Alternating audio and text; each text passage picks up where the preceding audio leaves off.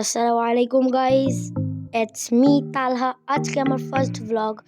আজকে বাইরে প্রচুর বৃষ্টি হচ্ছিল, তাই মার কাছে বললাম মাছ ভাজতে। এখানে ইলিশ মাছ ভাজা হচ্ছে, আমরা এটা একটু পরেই খাবো। দেখতে পাচ্ছেন মা এখানে মাছ ভাজছে, আমি এখানে ব্লগিং করতেছি, মানে ভিডিও করতেছি আর কি। আর মাছটা তেলে নেবে। আর আজকে আমাদের খিচুড়িও রান্না হয়েছে, দেখতে পাচ্ছেন। কারণ বৃষ্টির দিন খিচুড়ি অনেক মজা লাগে। আর এখন এখানে মাছ ভাজাটা হচ্ছে, মাছ ভাজাটা হয়ে গেছে গাইস। তো আমরা মাছ ভাজাটা হয়ে গেছে, আর খিচুড়িও মা আই গেস গরম করে দিচ্ছে।